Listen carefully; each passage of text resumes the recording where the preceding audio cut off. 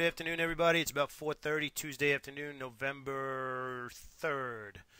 Not a heck of a lot going on in the overall market today. We have the FOMC tomorrow, and that probably had a lot to do with the chop today. We had Merck with the merger talks today.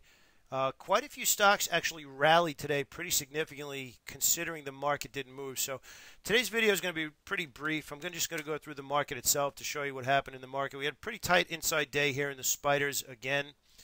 The Dow, virtually the same thing. We really don't have to go through all three, the NASDAQ, the Dow, and the spiders, because you can see we really just chopped around here.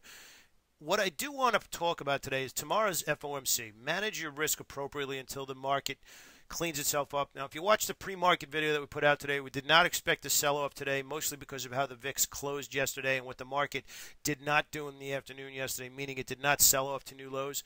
So I'm not really going to spend a lot of time on multiple stocks today because we really did not have some good momentum followed by pauses and that kind of thing. But what I do want to do is get into a specific stock today that had a very, very good day today. It was actually up $3.77 from the opening range, which everybody knows that's what we watch.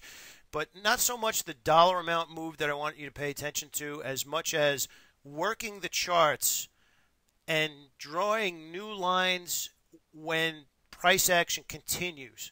It's not just one line you draw at the beginning of the day and you say that's it. As price action changes, you have to change with the price action and update your lines, update your support and resistance levels, and it really plays out perfectly in RIM today. Now, what's going on in multiple time frames is not really what I want to focus on today. I really just want to get into talking about how you actually would have drew these lines. So without further ado, we're going to get in here and work right off the open. Here is actually the opening range. Let me just zoom this out for 1 second here. Everybody knows who trades with us. The opening range, which is the first 15 minutes, is a big part of what we do and how we analyze the initial order flow of the day. Opening range was not outside the prior day's high, so we really weren't getting involved that early. But we do end up having some initial quick momentum. So once we have this quick momentum to the upside and we hit this basically a 50-cent trading range, now we have some levels that we can work off of to draw some lines. So we're going to make that the first one that we draw right now. And once we get through this level and break it to the downside, we have two lines that we're going to draw now, basically support and resistance lines. We have the low where we broke the line and the previous high where we got up there. So what we're going to do is we're going to really work this chart to see what would have helped us to stick with this trade. So we had this level and basically that level. So what ends up happening now is we have this push to the upside, roughly a $2.50 move off the lows. Now we rally, sell off, break the trend line. Now again, we know the trend line goes from the low through the highest low that precedes the high.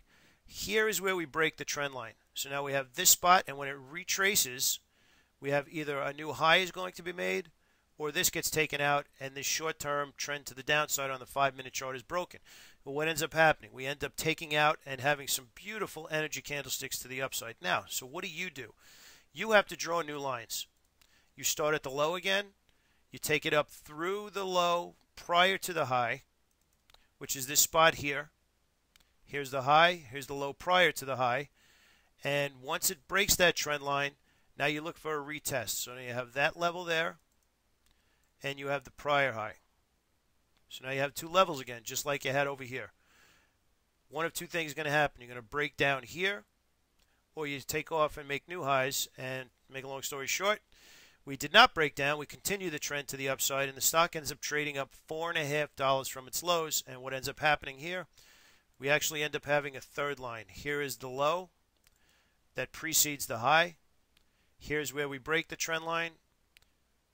Here's where we stop. Here's the new high. So if the market had any kind of continuation today, meaning longer in the day, I mean this is 6.5 hours worth of action, you would have done the same exact thing. Here's the first box, never trades below. You continue to stay long or you add to your long on a close above that. Rally up to new highs. Now you have a new lower high. You draw new lines. You break the trend line. You got a new one here, a new one here. One of two things happens. You break down or you rally.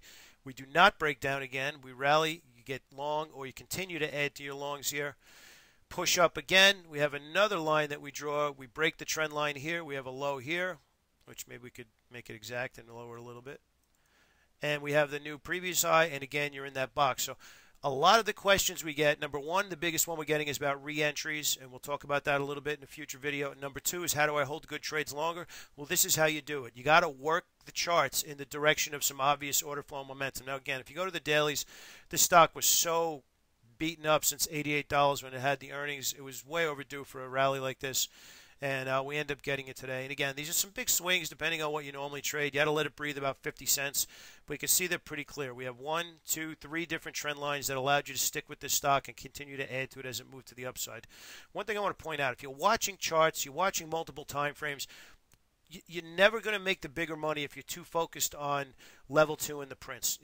They're important, and you pay attention to them, but you're not going to use them to make a trading decision if you're looking at price action over the last few days, few weeks, whatever it happens to be. You have multiple time frames, use them. Multiple time frames when things are in sync and stocks are starting to follow through are going to help you hold the good trades longer. Don't get shaken out by these minor pullbacks in the direction of this really, really good buying and selling pressure. All right? Have a great night. We'll see you tomorrow. Don't forget, FOMC tomorrow.